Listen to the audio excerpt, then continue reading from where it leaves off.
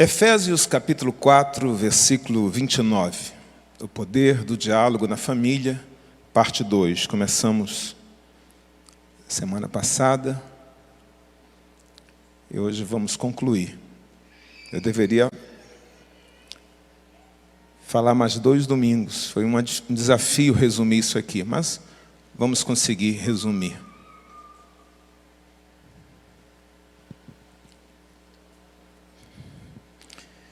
Thierry, que prazer te ouvir. Ninguém precisa entender nada de música.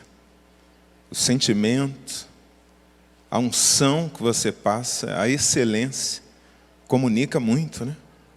Muito bom. Muito bom, emocionante.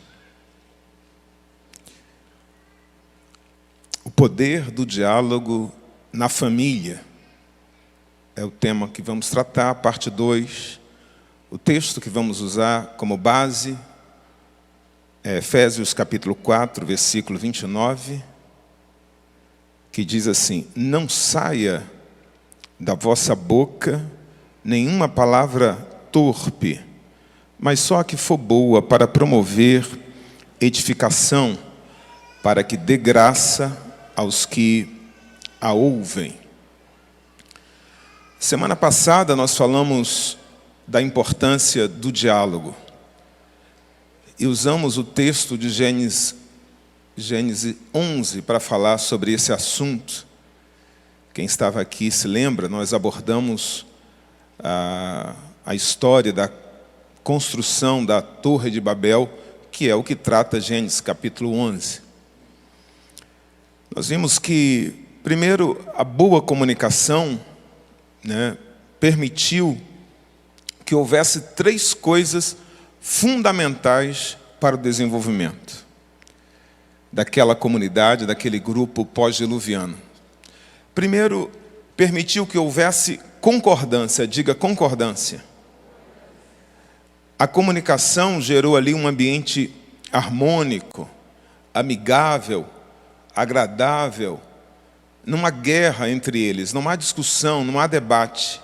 Você não vai ver o texto falando de guerra. Pelo contrário, diz lá que eles eram a unidade, a concordância. A boa comunicação também permitiu a cooperação entre eles. Eles se organizaram de maneira que montaram uma espécie de linha de produção. Um fazia o tijolo, o outro carregava o tijolo, o outro assentava o tijolo. Todos sabiam o seu lugar e todos trabalhavam em perfeita harmonia. Em terceiro lugar, a boa comunicação permitiu o surgimento de uma liderança. Eles trabalhavam sob uma liderança sólida, organizada, dada a dimensão, a complexidade da obra que eles estavam fazendo. Claro, havia hierarquia, havia um líder, linhas de comando, níveis diferentes de hierarquia, tudo organizado por causa da comunicação. Esses 3 elementos fizeram surgir um povo forte, um povo poderoso, um povo ambicioso. Eles começaram a dizer assim: vamos fazer uma torre que vai tocar os céus. Vamos fazer uma obra que vai passar para as próximas gerações. Vejam, eles estão olhando para frente, eles estão olhando para o alto. O próprio Deus, quando desce para ver o que eles estão fazendo, Deus diz assim: não haverá restrição para tudo o que eles intentarem fazer. Deus diz assim: este povo não conhece limites. Não há limites para eles. Tudo o que eles pensarem, tudo o que eles desejarem, o que eles quiserem, eles vão conseguir por causa da cooperação, por causa da concordância, por causa da unidade. Veja o que Deus está dizendo. O poder da comunicação é algo tremendo. Eu aprendo com esse texto que uma boa comunicação torna possível todos os projetos. Você pode dizer isso, por favor? Diga assim: uma boa comunicação torna possível todos os projetos.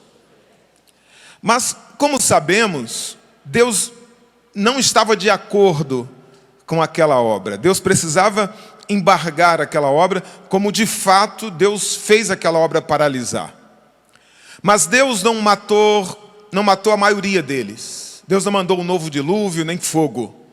Deus também não tirou os recursos. Vou tirar a água, vou tirar o barro. Não, Deus não matou o líder. A única coisa que Deus fez foi tocar na comunicação. Deus parou todo o projeto tocando em apenas uma coisa, na comunicação. E quando Deus toca na comunicação, 4 coisas acontecem em sequência. Primeira, houve confusão, diga confusão. Pronto. As pessoas começaram a ficar perdidas, deslocadas, não sabiam o que fazer, não sabia para onde ir, ninguém se entendia mais, né? Segunda consequência, houve desentendimentos, diga desentendimentos. Alguém que precisava se fazer entender, quando viu que não era ouvido, entendido, né? O que é que a pessoa faz? Ela levanta a voz.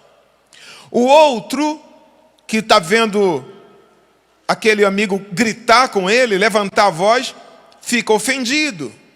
Então antes, aquilo que era comunicação, o que era fala, agora virou grito, agora virou berro. E nesse ambiente marcado por desentendimento, as pessoas começaram a ficar impacientes, começaram a ficar angustiadas, infelizes.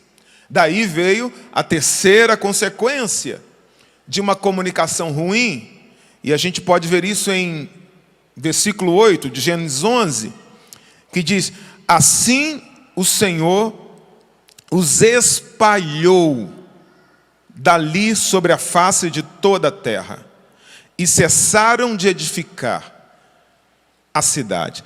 Assim o Senhor os espalhou dali, diga, espalhou dali, sobre a face de toda a terra, e cessaram de edificar, diga, cessaram de edificar a cidade. Veja que coisa. Primeiro, a incapacidade de conversar gera confusão, o que gerou desentendimento, e que depois gerou o afastamento, ou seja, terceira consequência. E isso gerou a cessação, o fim de todos os projetos, a quarta consequência. Então, sem comunicação boa, eu aprendo, irmão, que nada se constrói. Se não houver a comunicação boa, qualquer igreja, qualquer família, qualquer empresa está com um fim próximo. Porque as pessoas se frustram se elas não compreendem, se elas não se sentem entendidas. E quando elas se frustram, a tendência é que elas se afastem. Amós capítulo 3, versículo 3, faz a seguinte pergunta: andarão 2 juntos se não estiverem de acordo? A resposta todos nós sabemos: não, não andarão. É a única maneira de chegarmos a um acordo. Não há outra maneira, não há outra forma de você chegar a um acordo com alguém se não for pela conversa, por meio do diálogo, do tete a tete, do papo, da prosa, da ideia, do lero. Sou mais antigo que conhece esse negócio de lero, né? Mas é a única maneira de você chegar a um acordo com alguém. Mas a pergunta é a seguinte, e hoje eu começo a entrar num ponto novo. Se todos sabemos falar, qual a dificuldade de se comunicar bem? Eu enxergo pelo menos 4 tipos de dificuldades para uma boa comunicação. Quantos tipos? 4 tipos. Primeira dificuldade tem a ver com a mensagem em si, com a própria mensagem. Comunicar corretamente não significa falar, né? Não é uma tarefa fácil. Alguém, pastor, comunicar, qualquer pessoa que fala sabe se comunicar. Não. falar o mesmo idioma, às vezes você fala o mesmo idioma da pessoa, mas isso não é garantia de que a sua mensagem vai ser entendida, de que você domina uma boa comunicação. Porque comunicar bem não se trata com aquilo que você diz. Você às vezes até diz corretamente. Mas comunicar bem tem a ver com aquilo que o outro entende. E nesse processo, entre o que você diz e o que o outro entende, pode haver alguns ruídos. Um mal entendido, qualquer que seja a forma de comunicação, por palavras, por gestos, por imagem, né? Eu posso estar falando uma coisa e o outro entender outra. Por isso, uma simples sentença pode envolver pelo menos 4 mensagens. Qualquer sentença pode envolver pelo menos 4 mensagens. Uma mensagem é a que eu quero dizer. Essa é uma mensagem. Que eu penso que eu disse. É uma mensagem. A outra mensagem é o que eu efetivamente disse. Porque às vezes eu quero dizer uma coisa, mas querendo dizer uma coisa, eu não consigo, eu digo outra. Porque a minha mensagem falada foi uma, mas a minha expressão corporal foi outra. E a que prevaleceu, não foi a que eu falei, foi a mensagem que eu passei. E uma terceira mensagem é o que a pessoa ouviu. E uma quarta mensagem é o que ela entendeu, o que ela percebeu. E isso varia conforme a cultura, isso varia conforme o estado de espírito. Eu estou pregando uma única mensagem aqui, mas eu tenho certeza que cada cabeça aqui ouve, entende, percebe de uma maneira diferente. É assim que surge a fofoca. Eu queria alguns jovens aqui, voluntários, uns 10 aqui, pode ser? Uns 8, 7. Vem aqui, pode vir. Rapidinho aqui. Não, pode ser, ele é jovem, pode ser. Pode ser quem é jovem também, irmã também. Vem aqui, por favor. Isso, vem aqui. Tem quantos? Mais um, só mais um, por favor. Mais um. Isso, vem cá. Pronto. Vem cá todo mundo. Virado para lá. Vem para cá, chega perto, pô. Não vou morder não. É simples. Aqui na minha frente, ó. Todo mundo virado para lá. Ninguém pode olhar, entendeu? Eu vou passar uma mensagem gestual. Mensagem gestual.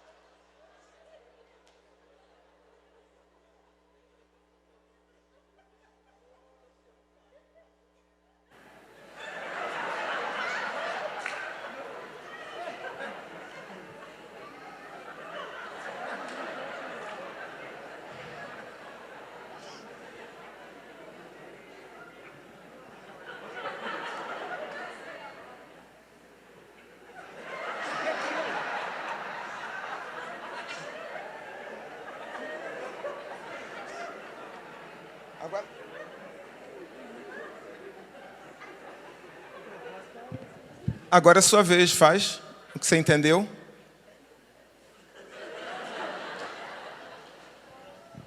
Tem alguma coisa a ver com o que eu fiz aqui? Obrigado, pode sentar-se.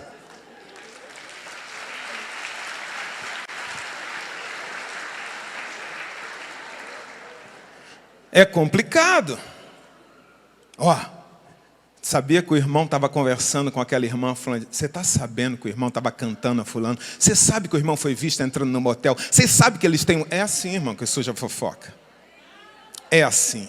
Um entende, já leva. Então, eu estou pregando uma coisa, outro entende de certa maneira, cada cabeça aqui, e a mensagem é elaborada de forma diferente.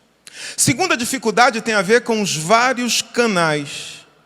Eu estou usando aqui palavras para me comunicar com vocês.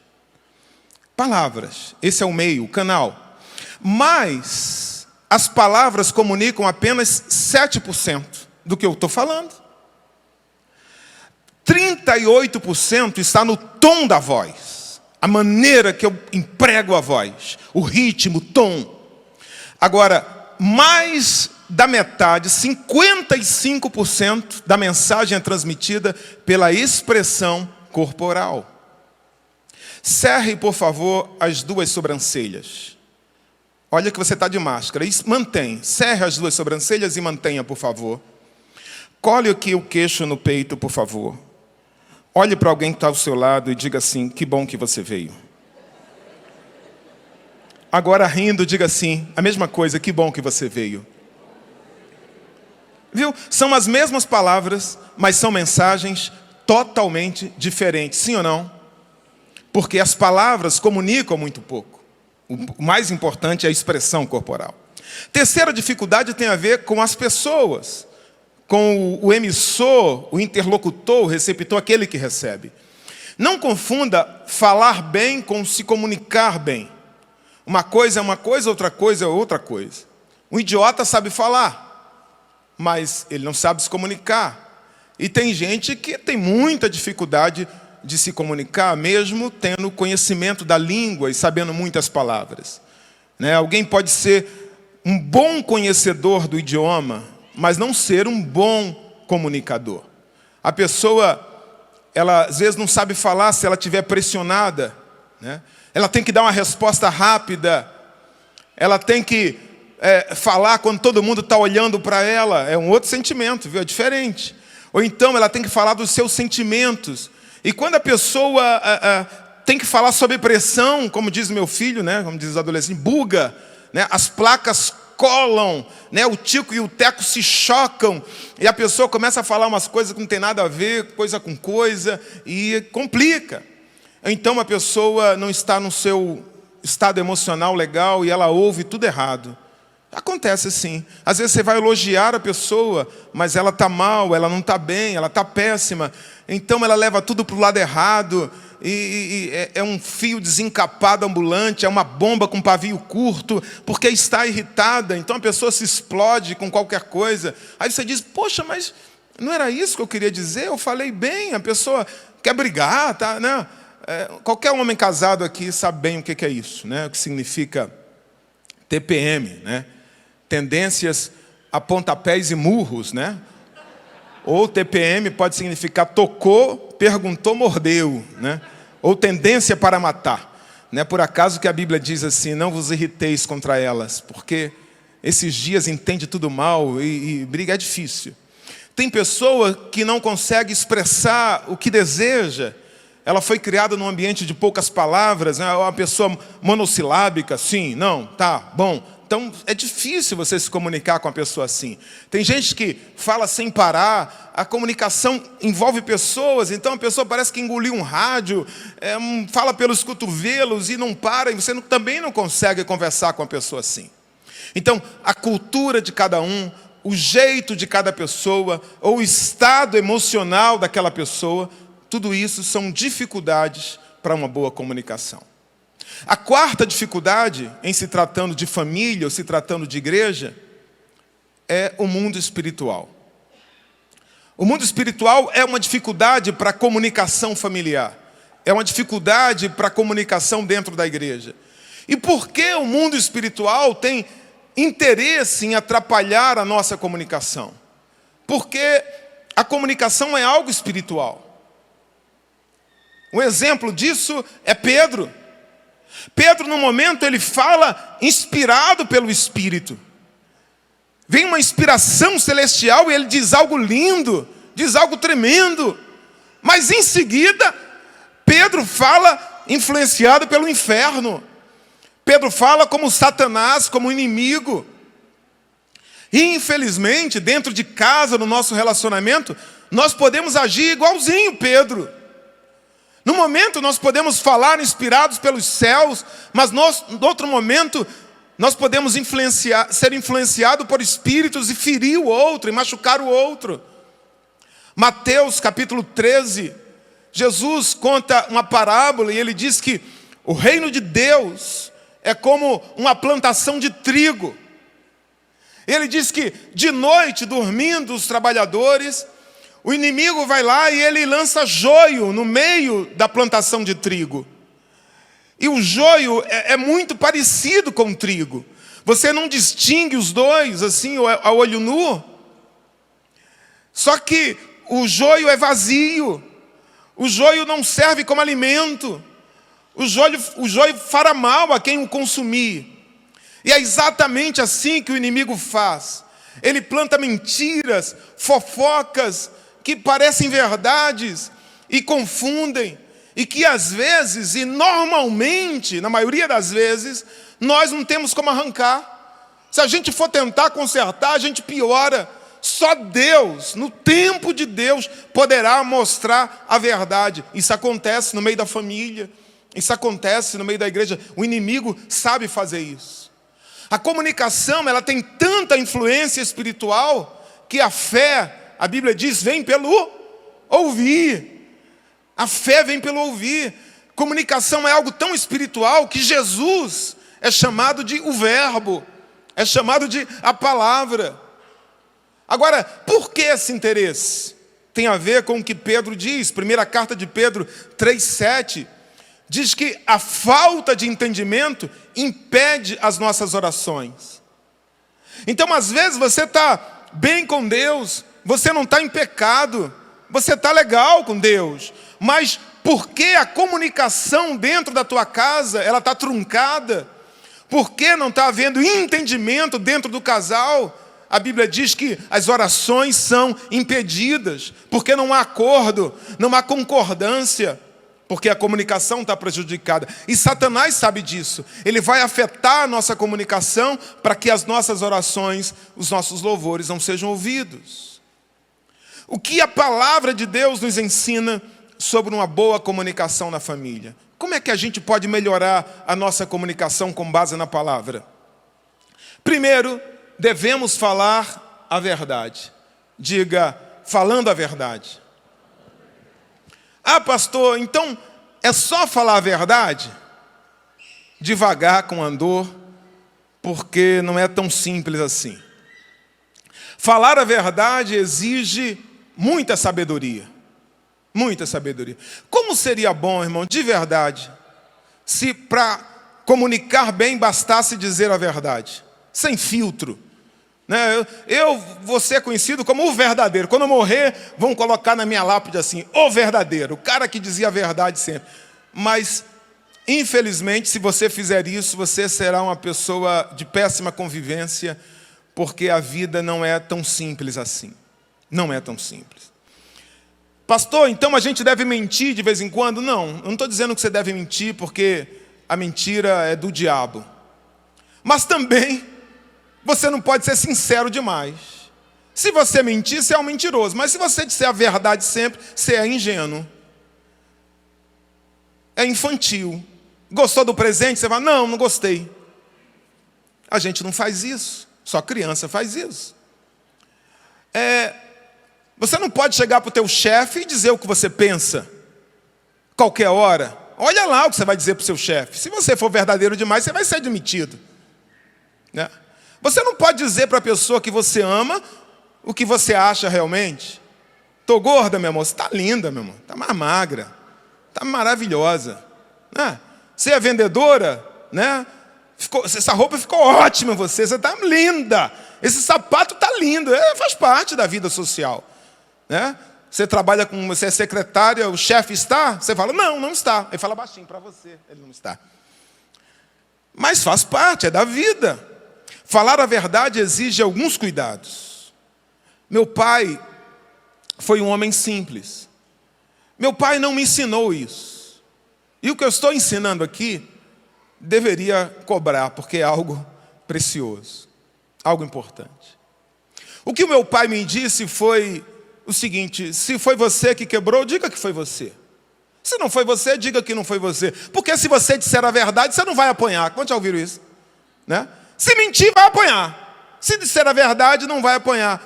Mas assuma as consequências. Fale a verdade sempre.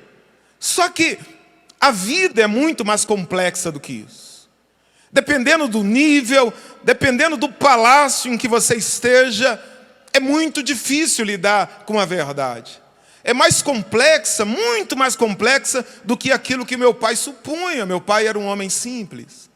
Fale a verdade, mas fale da forma certa. Existem muitas maneiras de você dizer a verdade. Você é um mentiroso. Você está faltando com a verdade. Você está errado. Você está equivocado, não é bem assim. Talvez seja assim, mas eu penso... Então, olha, há muitas maneiras de você dizer algo. Fale a verdade, mas fale para a pessoa certa. A mulher perdeu o filho, aí pergunta a Geazi: como é que você está? Ela fala: vai tudo bem. Não tem que falar a verdade para todo mundo. Tem gente que não interessa a tua verdade. Tem gente que não interessa, você não tem que dizer para todo mundo. Fale a verdade, mas fale no tempo certo. A Bíblia é a verdade, sim ou não? Mas Deus levou 1.600 anos para dizê-la. A verdade bíblica é progressiva. Deus não começa o livro de Gênesis falando toda a verdade. Jesus não começou o evangelho falando que ia morrer na cruz. Não, ele foi falando por parábola. No final ele disse que ia morrer na cruz. A verdade exige um tempo. A verdade exige uma forma de ser dita. E a verdade você tem que dizer para as pessoas certas. Terceiro lugar, boa comunicação. Segundo lugar, melhor falando. Primeiro, diga a verdade. Segundo lugar, boa comunicação exige humildade. Diga humildade. Não confunda comunicar bem com saber falar, né? São coisas diferentes. E essa habilidade de falar é uma qualidade que vai exigir uma outra qualidade. Saber comunicar vai exigir uma outra qualidade, que é a humildade. Uma pessoa que não é humilde, ela não sabe se comunicar bem. Primeiro, é a humildade que nos permite ouvir o outro. Diga, é a humildade que nos permite ouvir o outro. Tiago 1,19 diz: portanto, meus amados irmãos, todo homem seja pronto para ouvir, tardio para falar, tardio para se irar. Tiago está dizendo: olha, seja pronto para ouvir, ouça mais. Mas para falar, pondere, pense, filtre. Ouça o outro, ouça mais. É a humildade que nos faz ouvir. Deus nos deu 2 ouvidos e uma só boca. Talvez Deus estivesse querendo dizer algo com isso. Nesses dias corridos, irmãos, saber ouvir é uma qualidade desejável. Nós temos perdido essa capacidade por causa das redes sociais, que são redes antissociais, conversando menos. Então, as pessoas se falam muito por texto, mas se comunicam um pouco, têm perdido essa habilidade. A vida corrida, ninguém para ouvir ninguém. Você quer fazer amigos? Você quer ser uma pessoa popular? Muito simples, aprenda a ouvir. Mas para isso é preciso ser humilde. Por quê, pastor? Porque se eu me considero melhor do que o outro, eu não ouço o outro com a devida importância. Porque eu acho que o outro não tem nada para me ensinar. Sabe? Porque eu acho que eu sei. Então só a pessoa humilde, ela ouve. Tem uma história de 2 moscas que caíram no leite. É uma história muito conhecida. E uma mosca ficou batendo as asas e ela desistiu. E porque desistiu, ela morreu afogada no leite. Mas uma das moscas bateu a perninha, e ela bateu a perninha, o leite foi criando ali uma espuma, e criou uma nata, e ela pôde ficar ali em cima daquela nata até que ela secou sobre o leite e ela voou. Foi perseverante, sim ou não? Perseverante, voou. Um dia essa mosca, ela cai na mesma situação. dentro de um copo. E ela começa a bater a perninha, bater a perninha, bater a perninha. Ia passando uma mosquinha, pastor Adão, ali novinha, e para na borda do copo. E olha para aquela mosca batendo a perninha e diz assim para ela: amiga, por que você não sobe ali por aquele canudo? Esse copo tinha um canudo. Sobe ali pelo canudo. Mas a mosca velha olhou para a mosca jovem assim, com cara de desdém, com cara de quem diz assim: você quer me ensinar? Eu tenho experiência, eu conheço essa situação. E continuou batendo a perninha e morreu afogada num copo de suco. Moral da história: mesmo que a outra pessoa pareça menos experiente, mesmo que ela pareça ter menos conhecimento, seja humilde, ouça, porque às vezes ela está olhando algo que você não está vendo. Às vezes a situação não é exatamente aquela que a sua experiência conhece. Um bom conselho aos maridos é esse: ouça mais, sabe? A mulher tem necessidade de verbalizar. Existem muitas mulheres frustradas porque não se sentem ouvidas. Ouça, separe um tempo na sua agenda, qualquer que seja a hora, ou pela manhã, ou à noite, ou uma sexta. Ouça, tire sua esposa do ambiente doméstico. Leve ela para um lugar bacana, conforme a sua posse, sabe? Ali para o terraça, se você não puder, vai ali para o Badida. Se não puder, vai para o grill. Se não puder, vai para a churrascaria aqui dos amigos. Se não puder, vai para o Habib's.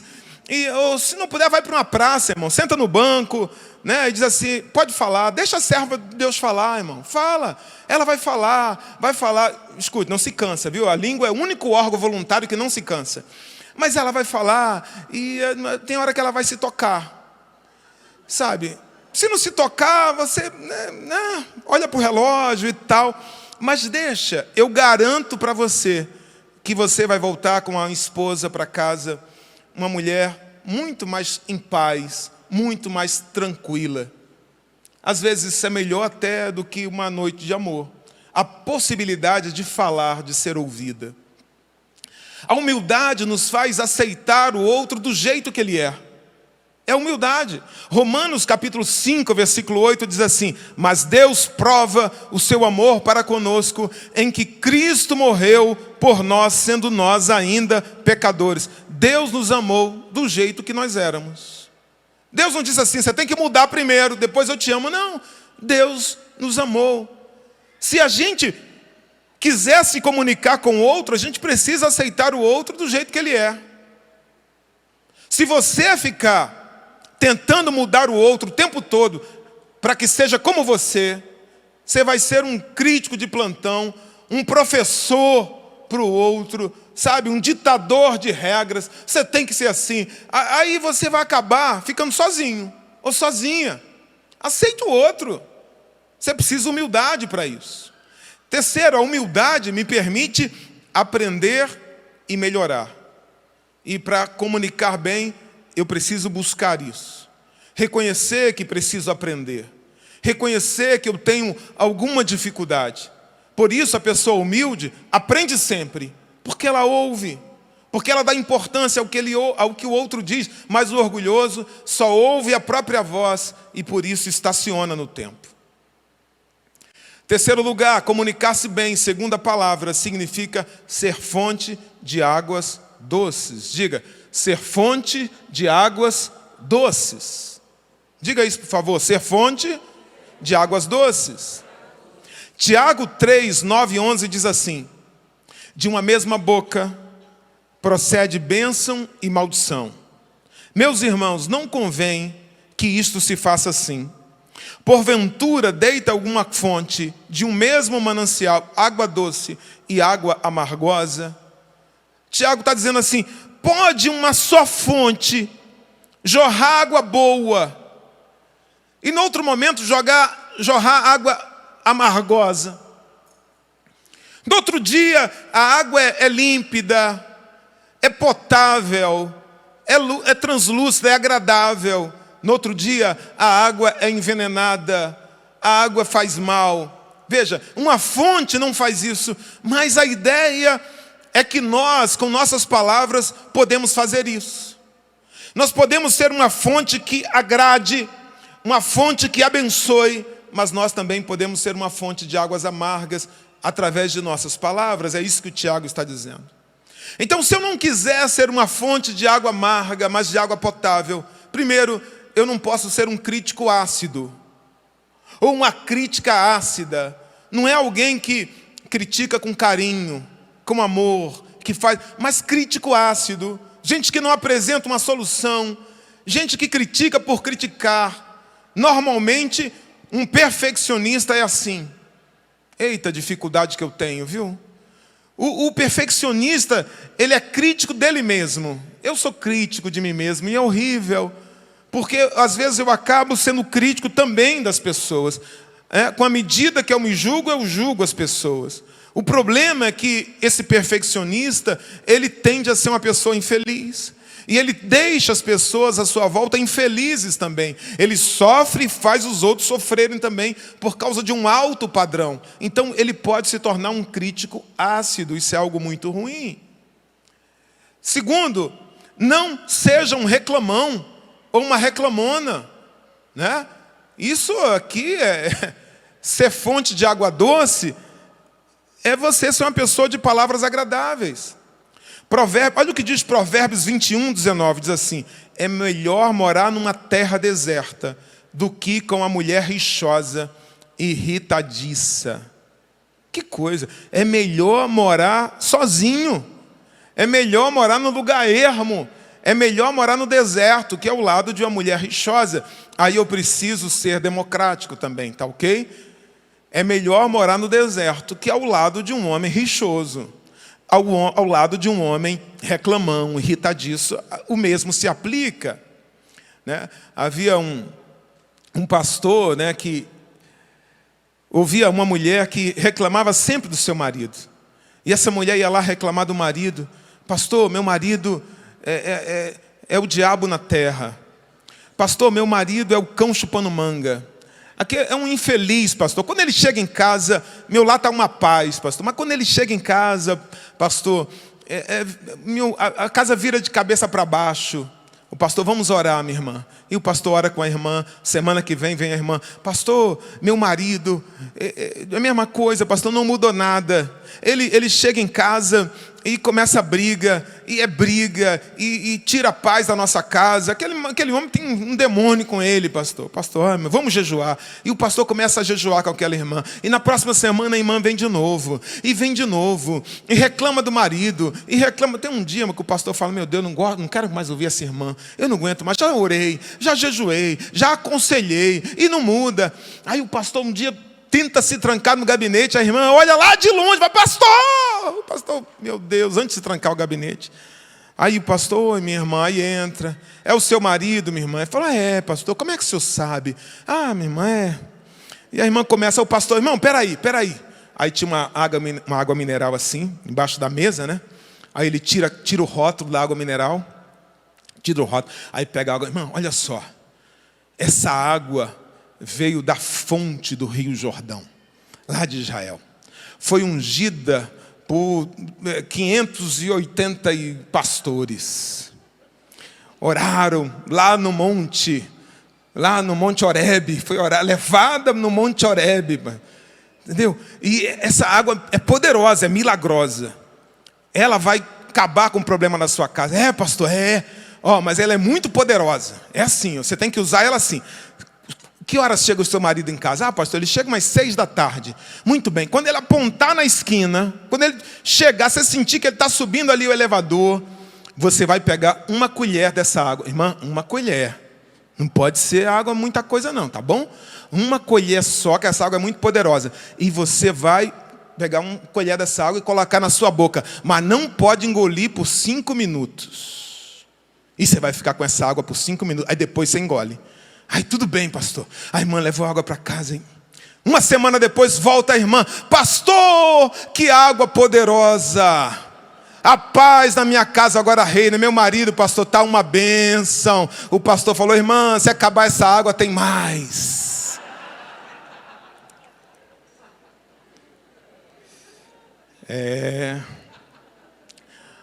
Um bom conselho para as irmãs. Eu dei um conselho aqui para os homens para ouvir, né?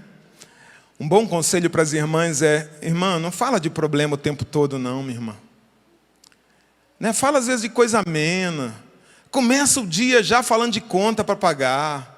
Já começa o dia falando de problema. Precisa de dinheiro para isso, de dinheiro para aquilo. O cara chegou do trabalho, ele nem tirou a roupa, nem sentou, nem tomou um banho, você já está falando de problema. Não tem cristão que aguente, irmão. Não tem cristão que aguente. Não permita que sua língua seja uma arma incendiária e mortal. Tiago diz que a língua é um pequeno membro que pode incendiar uma floresta inteira. Provérbios 18, 21 diz que a morte e a vida estão no poder da língua. Aquele que ama comerá do seu fruto. A vida e a morte. A sua língua tem o poder de matar, trazer morte para o seu lar. Ou a sua língua tem o poder de trazer vida para a sua casa. Então, não deixe que suas palavras sejam instrumentos de morte. Quarto lugar, não devemos deixar que o sol se ponha sobre nossa ira. Não deixe o sol se pôr sobre sua ira. A Bíblia diz em Efésios 4, 26, diz: irai-vos e não pequeis, não se ponha o sol sobre a vossa ira. Em outras palavras, não deixe passar muito tempo com ira no coração. Antes de dormir, ou antes de passar algum tempo, fale. O que significa, pastor? Irar, mas não pecar. Significa você contar até 10, contar até 100, até que você esteja pronto para falar de sua insatisfação, da sua irritação, e que você seja capaz de falar sem magoar o outro. Que você seja capaz de falar sem colocar a mãe dele no meio, ou a mãe dela no meio. Então você fala, você se ira, mas você não peca. Você não vai acumulando satisfações. Sabe, aí eu me lembro de outra história.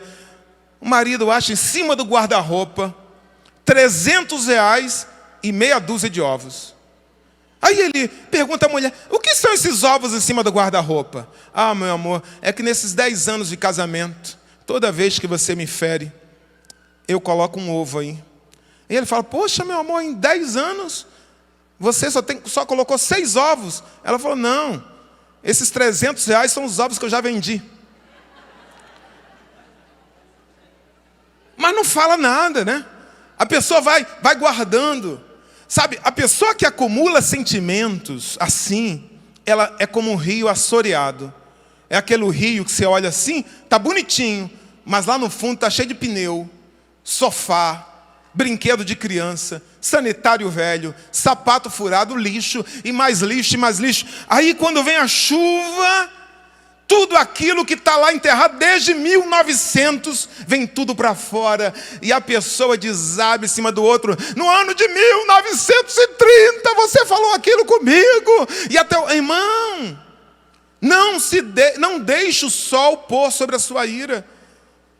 Eu fui jogar bola num campo sintético e eu ralei a minha perna. E eu fui lá, lavei aquilo e fui para casa. Fui para casa numa boa. Primeiro dia aquilo ficou ardendo, mas tranquilo. Deu para suportar. No outro dia à noite eu tinha um culto na casa de uma irmã. E eu fui, irmão, mas aquilo começou a doer de um jeito, a latejar de um jeito, que a dor ficou insuportável. Eu tive que ir para o médico. Ali, nem fiz o culto. Fui para o médico, você lembra, meu amor? Cheguei lá, tiveram que me dar uma injeção na barriga. E eu, ai, que medo que eu tenho, meu irmão. Apesar disso, me deram uma coisa para morder, igual Rambo. Aí vieram com uma escova. E teve que tirar aquela casca, teve que tirar aquilo, irmão. E ela disse, vai doer, mas é isso ou gangrena? É isso ou vai ficar muito pior? Então vou dizer uma coisa, tem hora que você tem que limpar a ferida. Dói, machuca, ouvir a crítica, ouvir sobre o seu erro, mas tem que falar, tem que conversar, porque senão será pior. Não deixe pôr o sol sobre a sua ira. Vamos ficar de pé, irmãos? Tem alguém aqui perfeito? Não tem. Não tem ninguém perfeito. Então, todos nós vamos pecar com palavras. Todos nós vamos pecar na comunicação, isso é normal. E uma pessoa que se acha perfeita, ela não está bem do juízo, né? E nós pecamos. Não sei porquê, irmão. Deus fez a boca muito perto do cérebro, né? Quando a gente fala, a gente pensa, sai falando. Se fosse mais longe, se a boca fosse aqui, dava tempo de segurar aqui. Mas não, quando a gente vê, já falou, né? É muito perto. Não sei porquê. É muito rápido. Tiago diz assim, olha, se alguém não peca com palavras, Tiago 3,2 diz assim, porque todos tropeçamos em coisas. Se alguém não tropeça em palavra, o tal é perfeito. Então, se nós não somos perfeitos, nós vamos ferir. Quem estiver aqui, e quanto mais perto você estiver de alguém, você vai ferir. Quanto mais você falar, a Bíblia diz que quem muito fala, erra, fere, machuca. Satanás se aproveita disso para nos separar, para gerar tristeza. Tem muitos casais que, apesar de não haver traição, apesar de quererem estar juntos, estão se separando, porque não perderam o tom da conversa, porque hoje não são capazes mais de parar com humildade e ouvir o outro, porque não são capazes mais de expressar o que sentem com palavras, então preferem se silenciar, preferem se afastar. Cada um reage de um jeito. Estão com o coração assoreado, cheio de lixo. Estão juntos por uma questão social. Escute, toda pessoa que não é ouvida, ou toda pessoa que não compreende, ela vai viver frustrada. Nós temos uma necessidade de entender o outro e de se entender, de se sentir entendido, compreendido. Só se pode fazer isso por meio do diálogo. Só pode se fazer isso por meio da conversa. E se dentro do casal não há entendimento, as orações são impedidas. Mas há uma esperança para nós. O próprio Tiago diz que se alguém tem falta de sabedoria, Tiago 1,5 diz, peça a Deus, que a todos dá liberalmente. Peça a Deus, Senhor, me ajuda, Senhor. Me ajuda. Eu falo uma coisa, mas depois eu me arrependo, porque eu não gostaria de ter falado aquilo. Eu sou levado por minhas emoções, pelos meus sentimentos. Eu estou um fio desencapado. Encosta em mim, eu estou explodindo, sabe? Dando curto-circuito.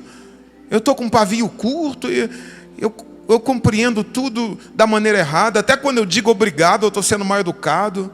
O meu por favor está chato. Por favor, eu estou irritado. Nós falhamos bastante nessa área. Eu não estou aqui me colocando acima de ninguém, de verdade. Eu estou diante da minha família. De vez em quando eu peço perdão para um dos meus filhos, ou para ambos. Me perdoe, papai gritou. Não era para ter gritado. Porque quando você grita, significa que você perdeu a razão. Te faltou palavras. Você se deixou tomar pela ira. A conversa constrói. O diálogo une. Torna você poderoso. Você vai conseguir qualquer coisa, mas se não houver comunicação, a confusão vai se instalar no seu lar. Vai haver desentendimento. Depois isso vai gerar afastamento. E será o fim de todo o projeto.